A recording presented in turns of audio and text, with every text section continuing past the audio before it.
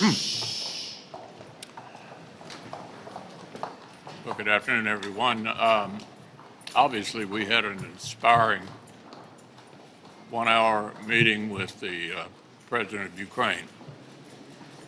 I think there's overwhelming agreement that we need to deal with secure borders, whether it's the Ukraine border, the Israel border, or the U.S. border. I would remind everyone that the U.S. border was a part of the president's original request. So it's been viewed, at least by some people in the White House, that this ought to be part of this overall effort. Obviously, negotiating a border solution is very complicated.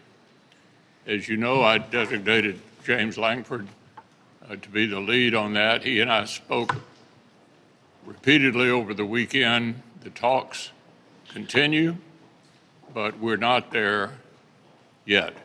Hopefully all of this can come together and we can deal with all of these national emergencies in the supplemental at the same time.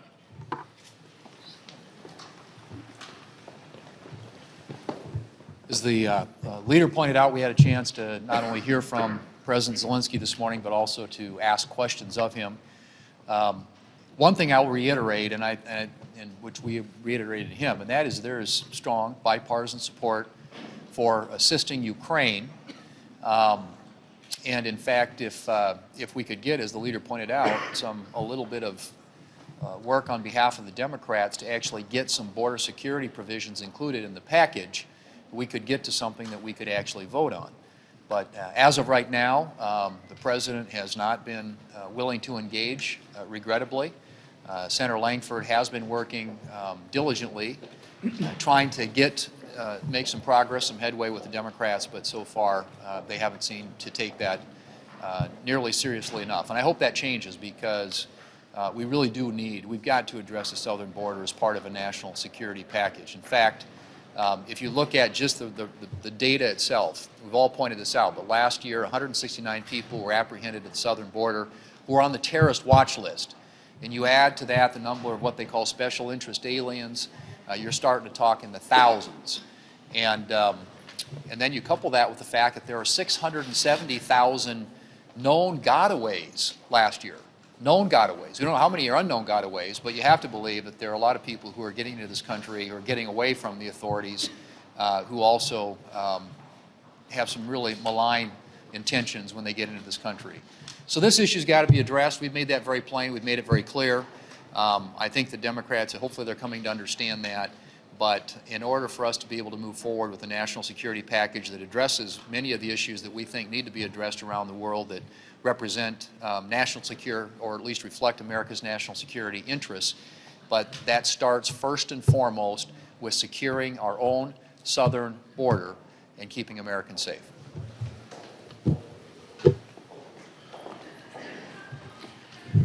Joe Biden and the Democrats have created a deadly and dangerous crisis at our nation's southern border. In doing so, they have betrayed the citizens of this country and undermined our own nation's security. In terms of the size and the scope and the significance of what is happening there, this crisis is getting worse every single day. It's incumbent on Joe Biden and the Democrats to work with Republicans to end the crisis and secure the border. We need to do this for the safety and security of our nation. The southern border is an international hotspot for terrorists, for traffickers. Just last week, the head of the FBI came to Congress and testified that he is seeing blinking red lights from all around the country in terms of the threat of a terrorist attack here at home. And still, day after day, 10,000 illegal immigrants cross our southern border. You know, I remember when President Obama's head of Homeland Security said 1,000 illegal immigrants a day overwhelmed the system. So it's no surprise that people are angry and they're afraid. 10,000 a day translates into over 10 million in a 4-year term of Joe Biden. And this flood of illegal immigrants, who are they? Well, some are criminals. very dangerous individuals, drug dealers, people on the terrorist watch list. Our communities and safety in our communities are being undermined and people are being overwhelmed. The American people know that they want border security. Republicans have offered reasonable solutions that will work to help make our communities safer. If there's going to be a national security bill, it's going to absolutely have to include border security measures, or there's not going to be a national security bill.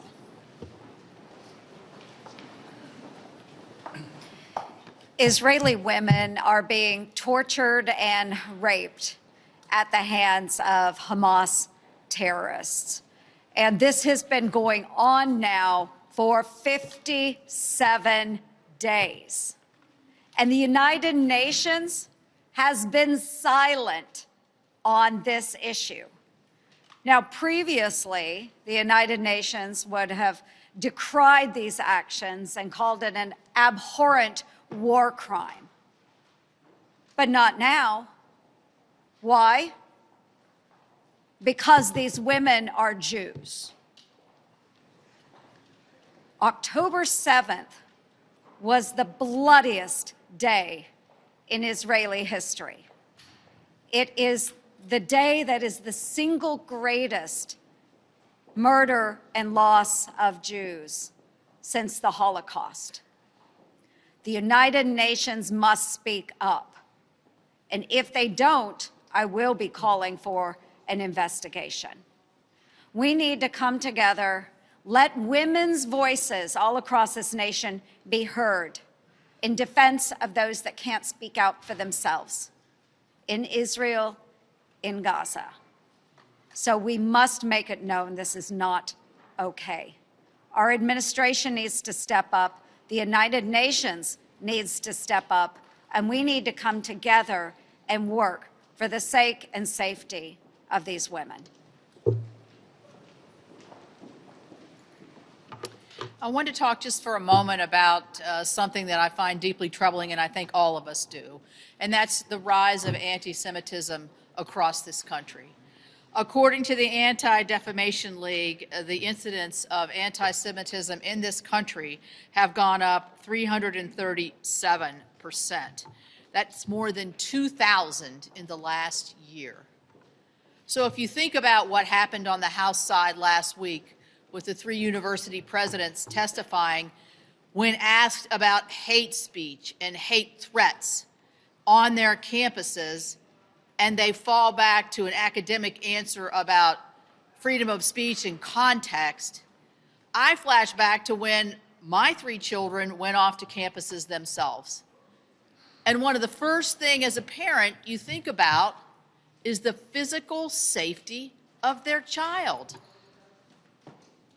And Jewish moms and dads around the country have to think twice and 3 times about what is the position of the higher education institution that they're entrusting their children and young adults with as they're moving into furthering their education.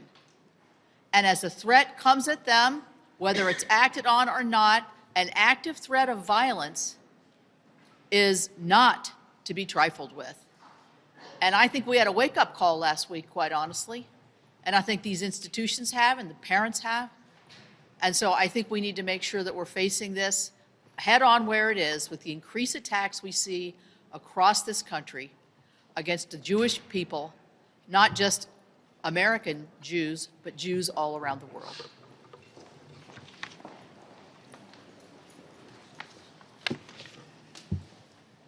As you see the news every week on what's going on at the southern border, one might wonder, are things getting better? Or how could they possibly get worse? Let's look at the numbers for a moment. Just when we thought we hit record numbers in a prior week, the next week breaks those numbers, breaks those records. 12,000 migrants apprehended at the border each day, over 12,000 last week. But here's one of my biggest concerns. The State Department has identified 4 countries as state sponsors of terrorism: Iran, Syria, Cuba, North Korea. How many individuals from one of those 4 countries is being apprehended by Border Patrol? In September, 1,030. In October, it climbed to 1,394. In November, another record, 1,876. But it's not just the sheer volume that's concerning, it's the very real public safety and national security threat that Biden's open border has created. As we heard from the FBI, the blinking red lights, that's not Santa's reindeer. It's the blinking red lights that are coming from the FBI about the terror threats in this country. In my hometown of Bozeman, Montana, over the course of the last couple of weeks, we had 2 separate cases of drunk drivers driving the wrong way down Interstate 90. Turns out both drunk drivers were illegal immigrants. We may be a northern border state in Montana, but we too are part of this southern border crisis. What will it take for Senate Democrats to get on board and secure our southern border? This is not a time for negotiations. This shouldn't be a partisan issue. Everybody else sees the southern border as in utter chaos. It's time for the Democrats to wake up. Leader McConnell. Leader McConnell. Yeah, Chad. Good afternoon, thank you. In years past, you have said when we approach the holidays, you know, if we don't get the work done by a certain date, we're done. You've not said that this year. Does that mean you anticipate the Senate continuing to be in next session, or these negotiations on the supplemental on the border continuing over the holidays and come back and hit it in January? Good question. I think the Speaker has said to a number of people, he can speak for himself, but he's apparently said to a number of people they're leaving at the end of the week. So all I have said is practically impossible, even though we reach an agreement, to craft it, get it through the Senate, get it through the House before Christmas. That doesn't mean it's not important. And even though we've been emphasizing the border, I want to remind everybody of the importance of Ukraine. We heard from the president today. He is inspirational. They have fought one of our biggest adversaries for almost 2 years now. We haven't lost a single person. NATO has expanded. The Japanese, the South Koreans, the Taiwanese, the Australians all care about what happens in Ukraine. We're not losing track of that. It's just that border security applies to us as well. And that's why we've emphasized so much that subject in the last few days. Leader McConnell, Alex? a number of times in the past, you've gotten together with Joe Biden to negotiate deals on really tough problems, like the fiscal cliff. Do you think there's any chance of that happening now, given the impasse on border security? Well, I have been in a similar situation where I was the leader of the minority in the Senate, and we had a Democratic administration. And Joe Biden and I did do some pretty big deals. The fiscal cliff deal, the debt ceiling deal. What I have said to him is the only way we'll get an agreement is for you to be involved. Don't just punt the ball up to Senate Democrats. They may never get there. And so it's been difficult to get the kind of support out of the administration itself. Look, we all know he's the only one that can sign a bill into law. Without him, there is no deal. And so I've talked to him about it. I've talked to Zients about it. Some indication last night that maybe they're going to finally engage rather than just sending James Lankford and his team back to Senate Democrats. So just to sum it up, there won't be a deal until Joe Biden and Republicans reach an agreement. And that hasn't happened yet. I hope that it will, because I think this whole package is important to our country, and I'd like to see it pass. Mr. Leader, how concerned are you, Mr. Leader, if this does extend into January and you're up against another spending deadline and a shutdown? Won't that just make the process that much more complicated? It's not going to be easy. We've got plenty of work to do in January, and if it were possible to pass this sooner, I'd be for that. But we can't do that without full engagement from the White House and ultimately the person who can sign something into law. Senator Ernst.